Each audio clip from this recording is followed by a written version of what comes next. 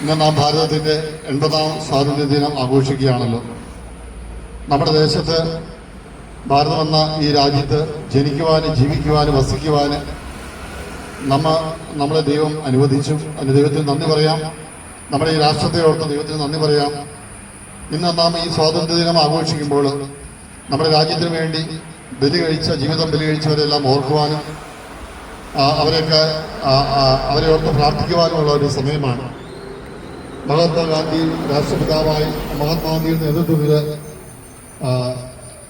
ആളുകളെല്ലാം എല്ലാ ജാതിപാത ഭാഷ വ്യത്യാസമെല്ലാം മറന്ന് ഒന്നും ചേർന്ന് അവിടെ അവര് സ്വതന്ത്ര സൈനികർ, സ്വതന്ത്ര സമര സേനാനികൾ ഉപയോഗിച്ച ആയുധം എന്ന് പറയുന്നത് അവർ തോക്കോ വടിയോ വാളോ ഒന്നുമല്ലായിരുന്നു.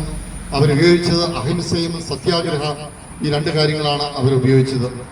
അഹിംസയുടെ മാർഗത്തിൽ സത്യാഗ്രഹം നടത്തിയാണ് അവർ ഈ കാര്യങ്ങളെല്ലാം സാധിച്ചെടുത്തത്. ഇത് നമ്മുടെ ജീവിതത്തിൽ വളരെ പ്രസക്തിയുള്ള കാര്യങ്ങളാണ്. സത്യാഗ്രഹം എന്ന് പറയുമ്പോൾ സത്യത്തെ ഗ്രഹിക്കുക, സത്യത്തിന് വേണ്ടി നിലകൊള്ളുക എന്നുള്ളതാണ്. എല്ലാ ഹിംസ ഒഴിവാക്കി, അക്രമങ്ങളെല്ലാം ഒഴിവാക്കി സമാധാനത്തിന്റെ വഴിയിലൂടെ നേടിയെടുക്കുവാൻ നമുക്ക് സാധിക്കണം. അത് ഇന്നത്തെ കാലഘട്ടത്തിൽ വളരെ പ്രധാനപ്പെട്ടതാണ്. ഇന്ന് നമുക്കറിയാം, പല സമരങ്ങളും അക്രമത്തിൽ അവസാനിക്കാറുണ്ട്. അക്രമം ഒന്നിനൊരു പരിഹാരമല്ല, അക്രമം ഒന്നിനും ഒരു ശാശ്വതമായ പരിഹാരം നൽകുന്നില്ല. എന്നാൽ അഹിംസയുടെ മാർഗത്തിലൂടെ സമാധാനപരമായി സമരം ചെയ്യുവാൻ, ഒരുമിക്കുവാൻ നമുക്ക് സാധിച്ചാൽ അവകാശങ്ങൾ നേടിയെടുക്കാൻ നമുക്ക് സാധിക്കും. ഇന്ന് നമ്മൾ രാജ്യത്തിലേക്ക് നോക്കുമ്പോൾ നമുക്കറിയാം, പലവിധ ആളുകൾ, പല ഭാഷകൾ സംസാരിക്കുന്നവർ, പല ദേശത്തുള്ളവർ, പല സംസ്കാരത്തിൽ വളർന്നവർ, ഇങ്ങനെ നാനാത്വത്തിലുള്ള ഏകത്വം നമ്മുടെ ഭാരതത്തിന്റെ ഒരു വലിയ അടയാളമാണ്. ലോകത്തിലെ ഏറ്റവും വലിയ ജനാധിപത്യ രാഷ്ട്രമായ നമ്മുടെ ഈ രാഷ്ട്രത്തെ ഈ രീതിയിൽ വളർത്തുന്നതിൽ നമ്മുടെ പങ്ക് വളരെ വലുതാണ്. പ്രത്യേകിച്ച് ക്രിസ്തീയ സമുദായത്തിന്റെ പങ്ക് വളരെ വലുതാണ്. നമ്മുടെ കേരളത്തിലെ ദേശത്തെക്കുറിച്ച് ചിന്തിച്ചാലും വിദ്യാഭ്യാസം നൽകുകയും ആരോഗ്യ പരിരക്ഷ നൽകുകയും സാമൂഹിക പ്രവർത്തനങ്ങളിലൂടെ എല്ലാം ദേശത്തെ വളർത്തുവാൻ, നാടിനെ വളർത്തുവാൻ, ഈ ഭാരതത്തെ ഉന്നതത്തിൽ എത്തിക്കുവാൻ, ഭാരതത്തിലെ എല്ലാവർക്കും കിട്ടേണ്ട അവകാശങ്ങൾ നിഷേധിക്കപ്പെടാതെ അവർക്ക് തണലായി കരുത്താൻ നിൽക്കുവാൻ നമ്മുടെ സമൂഹത്തിന്, നമ്മുടെ സമുദായത്തിന് സാധിച്ചു എന്നത് വളരെ സുദീർഘമായ ഒരു കാര്യമാണ്. നമുക്ക് അതിനെ എല്ലാം ഓർത്ത് ദൈവത്തിന് നന്ദി പറയാം. നാം വസിക്കുന്ന ഈ നാട്, ഈ ഭാരതം നമുക്ക് ഒരു കുടുംബമാണ്. ഈ കുടുംബത്തിലെ അംഗങ്ങളെ പോലെ ഒരുപോലെ ഒരുമയിൽ, സ്നേഹത്തിൽ, ഐക്യത്തിലൊക്കെ ജീവിക്കാൻ നമുക്ക് സാധിക്കണം. ഇന്ന് നമുക്കറിയാം, നാട് ഇത്രമാത്രം വികസിച്ചെങ്കിലും വികസനത്തിന്റെ പാതയിലാണെങ്കിൽ പോലും ഇന്നും ഒത്തിരി കാര്യങ്ങൾ ഇന്ന് നമുക്ക് മോചനം നേടേണ്ടതായിട്ടുണ്ട്.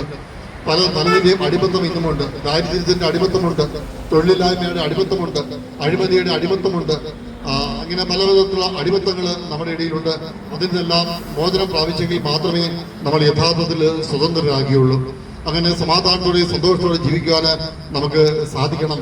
എല്ലാ സമുദായങ്ങളും എല്ലാവരും ഒരുമിച്ച് ഒരു മനസ്സോടെ, ഏക മനസ്സോടെ രാഷ്ട്രത്തെ മുന്നിലിട്ട് ജീവിക്കുമ്പോഴാണ് നമ്മുടെ രാഷ്ട്ര സ്നേഹം ജ്വലിക്കുന്നത്.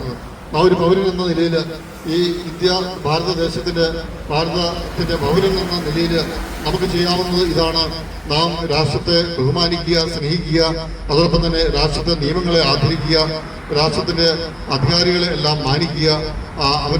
അങ്ങനെ ഒരു നല്ല ഒരു പൗരനെ പോലെ, ഡിസിപ്ലിൻഡ് ആയിട്ടുള്ള ഒരു പൗരനെ പോലെ ജീവിച്ചാൽ നമുക്ക് ഈ നാടിനു വേണ്ടി ഒത്തിരി കാര്യങ്ങൾ ചെയ്യുവാൻ സാധിക്കും. അതിനായിട്ട് ദൈവം നമ്മെല്ലാം അനുഗ്രഹിക്കട്ടെ എന്ന് പ്രത്യേകമായി നമുക്ക് പ്രാർത്ഥിക്കാം.